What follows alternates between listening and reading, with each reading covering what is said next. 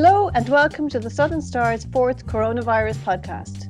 I'm the news editor, Siobhan Cronin. And I'm Kieran O'Mahony, a news reporter. And each week we will be talking to people at the centre of the crisis in West Cork and beyond.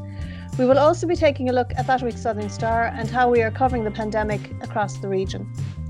In this week's podcast, we talk to West Cork native Tadhg Daly of Nursing Homes Ireland, a man who is rarely out of the news these days as he navigates the most difficult time in his organisation's history.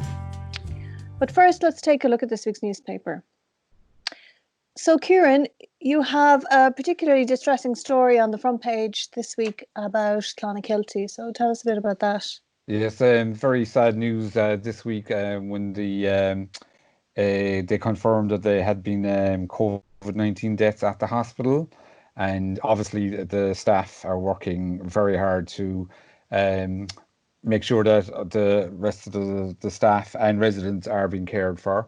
And they have admitted that there is a COVID-19 infection, but obviously working very hard and there has been an outbreak control team being assigned there as well. And some new staff, I think, were redeployed there. Yes, because some of the staff had also tested positive, so they got new staff in as well. Okay. And there's also a story there about the direct provision centre in Macroom. I don't think it is an official permanent centre. No, but yeah. A bit of a development there. What's that? Yeah, I think the company that run the temporary accommodation centre, it's been one since last August. They have a planning notice up now to redevelop the function rooms and the kitchens into bedrooms. So there's local speculation as to what's behind it. But we were unable to get an answer from Peppered Investments before we went to print yesterday on that story. But there'll probably be more to follow on that. Right. And I see there's a story there also from Emma Conley on our front page this week about the eerie silence, as they describe it, on the phone lines for Women Against Violence, the West Cork project, because they would usually have quite a lot of phone calls per week and they're getting very, very few. So they're just worried really that women can't get to the phones and can't make that call. So they're just saying, look, we're still here. So just moving then to inside the paper this week, and we were just commenting there that page 2 is a bit like the Hollywood Reporter this week. It is indeed. Yeah, it's all about, I suppose, television, film. One of the main stories there is in the Shannon local Nicole O'Brien. She's appearing on Netflix's latest sort of reality dating show called Too Hot to Handle. And I spoke to her there during the week, and the series has dropped on Netflix, so you can watch it there if you want and see how she gets on. But she said it's been a great experience. And then also there's the Skull actress Iola Smart. She's appearing on BBC's Killing Eve, which I think started again this week. Right. So that's another local connection. And then, of course, Hollywood star Brian Denny, who died last week. He has a connection to our groom in Beira, who used to have a holiday home there. So 3 lovely stories and sort of, non-COVID related as well. Exactly, so a little bit light, something lighter, apart from the death of Brian Dennehy. But I think the story there is how the locals were very, very fond of him, and they were very sad to see him go when he did move out. And so then just moving on, we also have a sad story, I suppose, really, from the point of view of the farmer, a daffodil farmer. You did this story now a few weeks ago about him not being able to sell his blooms and then offering them to people if they wanted to come in and pick them. But there's been a development this week again, Kieran. Yeah, Brian Perrott, he owns West Cork Daffodils there just outside Bandon in Little Silver. He had allowed people to come into the fields to pick the daffodils because he has obviously acres of daffodils that haven't been sold due to the COVID crisis. However, he noticed recently that people were picking up the bulbs, taking the bulbs out of the field.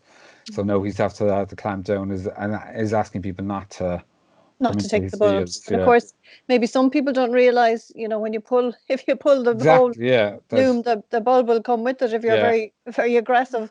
And of course, the bulbs are needed for next year's crop. And he had allowed people to take daffodils, but also make a donation to the Irish Cancer Society for Daffodil Day in lieu. And that was a nice touch as well. But it's just a pity that kind of He's been dispute. affected Yeah, by it. He's had to stop it now, I think, and yeah, he's reminding people if they did get to have those to please make the yeah. donation. Yeah, and also there's kind of topical again. I suppose that so many people are working from home, and a councillor in Bandon has made a bit of a statement about what she's finding with people coming to her about broadband issues. Yes, Councillor Gillian Coughlin from Bandon, she raised it there at the county local authority meeting last week. Just about, she said she's received like hundreds of complaints from constituents who are working at home, and she's saying that the basic infrastructure isn't there, and if you've got, she said you've got the students working plus the parents working, and it's not making any sense, to be honest. And she's just calling for better infrastructure. And she said that this whole remote working could be a new revolution as well for West Cork. If So we it's get it right interesting and if we get it right. Yeah. we get the broadband speeds that we need. Right, and there was a little piece there on page 3 about Micheál Martin's holiday home. And what was the Yes. controversy there? Yeah, there had been, I suppose, reports saying that the Fianna Fáil leader had been down in his holiday home in Courtmac after the lockdown was put in place. But a statement there from his press office that said that he was there before the lockdown, so that he hadn't been breaking any rules, and Yeah. that he went to Dublin and will be coming back down to the holiday home. So that's his Yeah, point of residence now for exactly. the Yeah, purpose of the lockdown, because I think his 2 sons are there as well in the house in Courtmac. yeah. Right, well, thanks, Kieran. And don't forget, Thanks. thank you. And don't forget, if you can't get to the shops this week, you can organise a postal subscription, and you will find the contact details on our website, www.thesouthernstar.ie. You can also find details of how to easily and pretty effortlessly set up a digital subscription under our e-paper tab at the top of the screen. This week's podcast interview is with Tadhg Daly of Nursing Homes Ireland. Tadhg is originally from Drimoleague, and he has held some very high-profile jobs in his career. He is a past president of the Union of Students of Ireland, and he has also held roles with the ISPCC. In 2005, he joined the Irish Nursing Homes Organisation, which became Nursing Homes Ireland in 2008, where he is now Chief Executive. Welcome to the Southern Star podcast, Tadhg. I'm guessing you're having a few very busy weeks now at the moment, so tell me, what does your average day look like? Yeah, look, it's fairly hectic at the moment. Obviously, as a membership organisation, it is probably busy all the time, but we have 400 members across the country, providing care in a home from home to about 25,000 older people.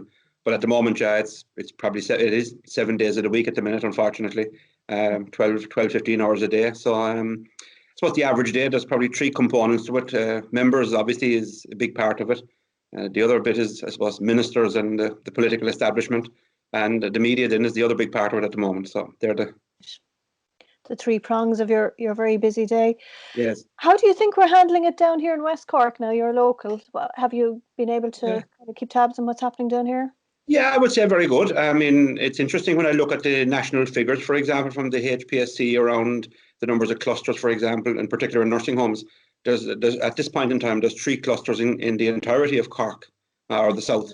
So that's quite small, thankfully. So I think, yes, we're handling it well. And I think that's a testament to, in the nursing home sector, obviously the staff and the owners and managers, but I suppose the community at large, listening to the advices of the NEFIT in terms of social distancing and all those good measures.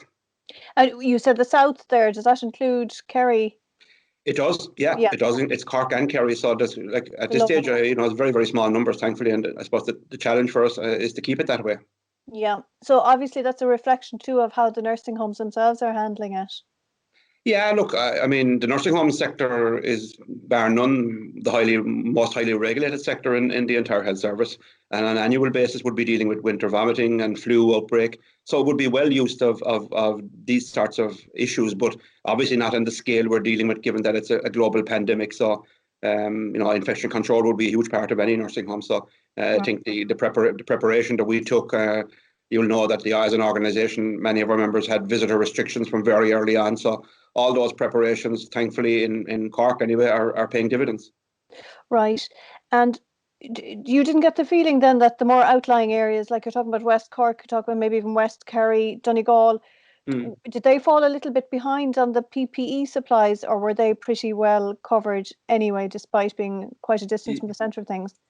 Yeah, I mean, PPE is very challenging, and the HSE, in fairness to them, are doing a very good job in difficult times trying to source it on the one hand, and then obviously the logistics of getting it out. So I'm not aware of any issues in terms of outlying areas as you've outlined. I think the challenge was pretty much across the country initially, and what we're seeing now is, I suppose, a lack of consistency.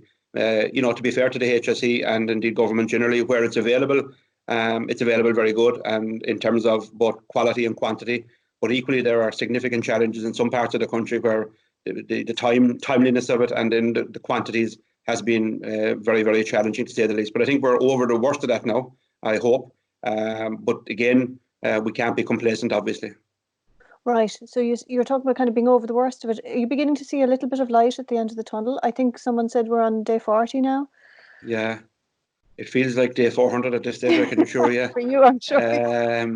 Yeah, but I'm into over the worst of it, because in terms of PPE, definitely we're over the worst of it. I'm not so sure. I mean, I'm not an expert in public health, but from speaking to public health colleagues, I would think that the health service generally, and that includes the hospitals and indeed nursing homes, have a journey to go yet, I would suggest. I think in the community, obviously, the flattening of the curve, as it's called, has been very successful, and I think those signs are very encouraging. But in healthcare generally, regrettably, I think this will be with us for quite some time, given the deadly nature of the virus and given the, complexity of care of residents, in particular in nursing homes. Right. Now, there have been some calls by some people in the medical profession for the victims of the virus who may be in their last hours that they should be allowed contact maybe with one other person, in their close circle. Like, how do you feel about that? Oh, absolutely, I would concur. I mean, again, going back to the announcement on the 6th of March, I did a piece on Radio 1 that day, and I made it very clear that wasn't a ban at the time. It was a restriction. And what we said at the time was three things. One was that no children. Secondly, no groups. And thirdly, absolutely, for end-of-life care, it is vital that family members, a family member is permitted access. Nobody should die alone. And indeed, in the nursing home sector, they don't, because I would suggest that the staff in the nursing home are family. Okay, not immediate family, obviously, and not blood family, but they are family in that regard. So absolutely, we've been working with the Hospice Foundation and others to ensure that nobody, as I say, would in all consciousness die alone. Again, the nursing home sector has a very experienced in terms of end-of-life care and very professional in terms of end-of-life care and palliative care. 7,000 people die annually in nursing homes. Obviously, at this point in time, the pandemic is creating, significant challenges in that regard. But no, I would absolutely agree, and our members are facilitating that. But obviously, it has to be done again with adequate PPE or appropriate PPE rather, and all those other elements. And are these policy decisions by yourselves? I mean, are they just recommendations? Is it really down to the individual nursing home to make those regulations themselves, and maybe they may choose to opt out? Yeah, I suppose there's two things. One is obviously the national guidelines from NEFIT and indeed from national public health generally, and from the HSE, are national guidelines. And again, I mentioned earlier on that the sector is highly regulated. So there are certain elements that are absolutely regulated. In terms of some of the, I suppose, softer side, if you like, in terms of your question there, yeah, that is down to each individual home. But again, our members and the staff in the nursing homes, they know the resident who may have been with them for a year or two. They know the family intimately as well. So I think there's always a pragmatic decision taken in that regard in terms of ensuring that people have a peaceful and a respectful death. Right. Now, you were an active student campaigner in your day, I think, and you've done an awful lot of lobbying since. Is there anything in your background or your upbringing in Drimoleague that suggested you were going to be a campaigner, a lobbyist, a bit of a Cork rebel? A bit of a rebel, all right, yeah, absolutely, and hopefully I'll never lose that. Not particularly, no. I mean, family at home weren't involved politically at all. So I'm not sure where it came from really. I remember going to college in the RTC, as it was then, the CIT now, and running for student president. So that was my entry to it really, and I suppose I haven't looked back for good or ill. Right. And I think you subsequently then you became head of the Students' Union of Ireland, and then you went on to work with the ISPCC. Yeah. And would you say that your work with Nursing Homes Ireland has been the most enriching? Oh yes, absolutely by a long shot. Yeah, I mean, I'm very proud of particularly the USI piece. There's only one USI president every year, so there's about, I think, 50 or 60 of us in the country at this stage. Right. We had a gathering with President McAleese, or President Higgins rather. My apologies, President Higgins recently in ours in Uachtaráin. So I'm very, very proud of that time. But yeah, absolutely. I mean, the ISPCC as well taught me a lot in terms of advocacy. You know, visiting schools, talking to children about childline. So all those elements definitely have shaped, I suppose, my my career, and I suppose my. Someone said to me the other day, is it the voice of the voiceless? I'm not so sure. That might be stretching it a bit, but definitely, I suppose I'd like to be able to give voice to people who otherwise maybe wouldn't have the ability to, or the opportunity more so than the ability to articulate the challenges in and it's two ends of the spectrum as well. I mean, from children right now to the older population. Absolutely. And there's nothing in your family history or at school anyone influenced you or anything that kind of led you on that path? I suppose, obviously at home, we're a very close family. You know, I suppose the culture and the ethos at home would be very much about caring for people, absolutely. And did you come from a big family, Tadhg? No, small family, two sisters. Sheila is in Australia nursing, and Anne has just recently retired. And mother is still in Main Street, Drimoleague there, 89. So it's a very small family. My father died when I was very young. I was only 6. And yeah, so I suppose everybody that I met along my life has shaped me. I mean, I had a very positive experience in St. Falklands de la Salle, as it was then. I even got some messages there recently from some of the teachers. So yeah, I'd see that as shaping me. Obviously, my family and friends, all of those have influenced me along the way. And I've picked up little bits and pieces, and every day you go out, you're learning something new. So I would see that as an important part of my career and my life generally, is that nobody has a monopoly on wisdom. That's true. And I wouldn't imagine you're getting much downtime now. You're talking about 15-hour days and that. But if you did, or you do, what is your particular guilty pleasure? Is it Netflix? Is it reading? Is it walking? Is it? Yeah, I do. Yeah, I've taken up a bit of walking recently for both physical and mental health, so I find that quite good. I don't really read a whole lot. I suppose I read. I don't read fiction. If I'm reading, it's autobiographies or sports. I'm a big sports fan. Obviously, nothing happening at the moment in sports. Lifelong member of Tadhg Daly club, and still supporting them. What else? I suppose, yeah, family is the big thing, really. I have 2 daughters, and obviously my wife Mara, so Mirren and Brona, and I spent a lot of time with them. And you're living in Cork still? Yeah, I live in Ballincollig, and regrettably in Dublin a couple of days every week. Not so at the moment, so that's hard on my wife as well, being away from home quite a bit, and the girls obviously, so they're very supportive of me, and I'm appreciative of that. And in the normal course of events, you know, pre-COVID, you spend a lot of time in Dublin still, do you? Or is it just as a result of this? No, generally I'd be in Dublin about 3 days a week normally. That would be kind of the normal week, if there's such a thing as a normal week in normal times. So, but yeah, and I spend a day on the road and maybe a day in Cork then as well, working from home. So yeah, it's that can be quite challenging, you know, being away from home obviously quite a bit. And hard when we do go back to holidays, which seems like a bit of a fantasy at the moment to even have a holiday, what's the place you're most looking forward to getting back to now? Oh, I don't know. I was in New Zealand actually. Would you believe last September and October, and I had a fabulous time there. I suppose, yeah, again, family holidays. We've had some great family holidays in Canaries and Spain and France. So definitely, when all this is over, the 4 of us will be packing the bags and heading off for some downtime. If I can leave the phone behind for a couple of days, hopefully. Absolutely, and I know days can be quite dark at the moment for a lot of us, and you especially are really at the in the centre of all this, Tadhg. So when things do get dark and things do seem the light at the end of the tunnel seems a bit further away, what gets you through and gets you out of bed in the mornings to start a new day? I suppose I'm an optimist by nature. You'd want to be an optimist to work in the health service, unfortunately. So I'm an optimist by nature. I'm a positive person by nature. So I suppose and I suppose, look, it's about leaving a mark too. I suppose at the end of the day, in all my career, thankfully, I've left a mark for good or bad. Some might say maybe not all the marks I left were all the good ones, but I'd like to think when history is written, they'll say, you know, he did his best and he worked hard, and pretty much. My daughter Mirren finishes off my sentence. I said that the harder I work, the luckier I get. So. But yeah, I suppose optimistic really, and hoping that all our efforts collectively, and that's not just nursing homes. I think as a society, we have a duty of care to our fellow citizens, and hopefully that all of that will lead to brighter days ahead, please God.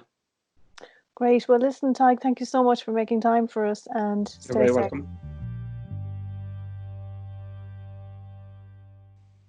Thank you for listening to the Southern Star's Coronavirus Podcast. Don't forget to like, share and subscribe to our podcast, which is available now on iTunes, Spotify, YouTube, Acast, Stitcher, or wherever you get your podcasts.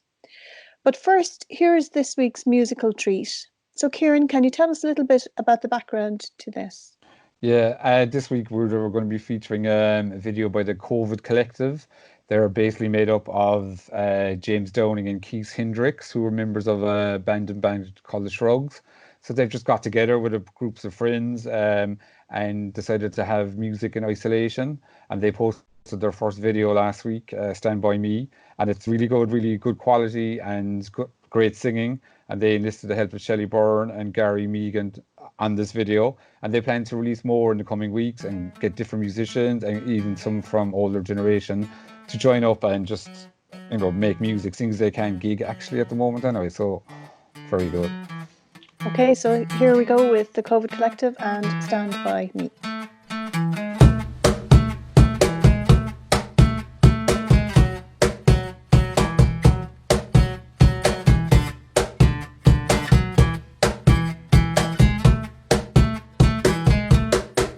When the night has come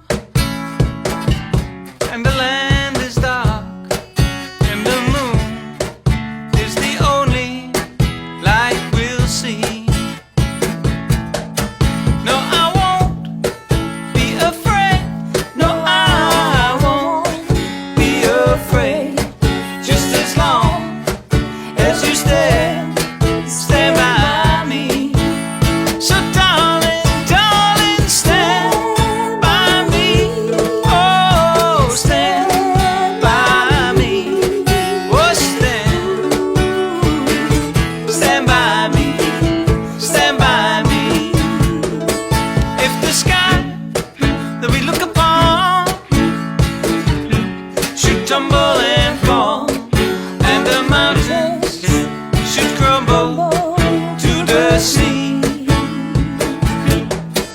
I won't cry,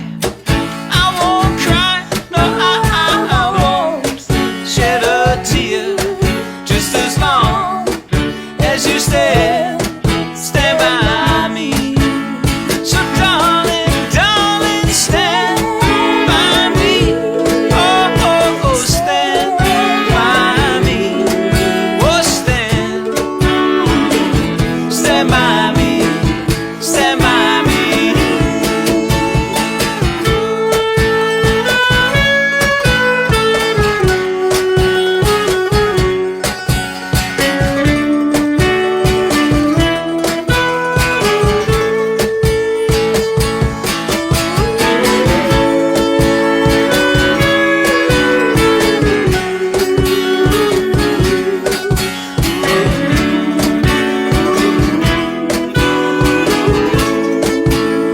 Oh, whenever you're in trouble, stand by me.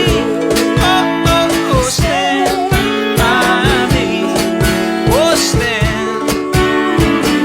stand by me. Stand by me. Whenever you're in trouble, won't you stand by me? Oh, now stand by me. Oh, stand by me. Stand by me. Oh, stand by me. Stand by me. Oh, now stand by me. Stand by me.